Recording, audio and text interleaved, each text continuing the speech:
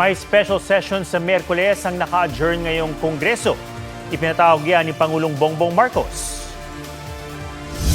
Para mapabilis ang aksyon sa mga panukalang batas na magpapatibay sa social protection, magpapalawak ng akses sa edukasyon at healthcare, at magpapatuloy ang suporta sa mga kababayan nating mas nangangailangan.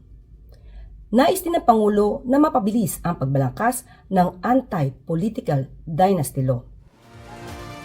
Bukod sa pag-aproba sa mga nakabinding batas, posible rin ang pagluklok ng bagong Senate President na maaari lang mangyari tuwing nakasesyon. Naunang iginiit ni Senator Alan Peter Cayetano na siya pa rin ang Senate President. Pero ang tinaguriang new majority, sinabing pinabakante na nila ang pwesto. Hinikayat ni Senator Win Gatchalian ng mga kapwa-senador na dumalo sa special session. Pumukan naman ang atensyon ng pahayag ni Senator Joel Villanueva na dadalo siya rito. Naantabayanan kung lilipat siya ng paksyon.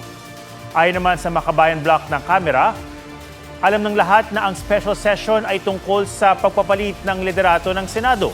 Kaya dapat daw bantayang maigi ng publiko ang mga magaganap sa Miyerkules.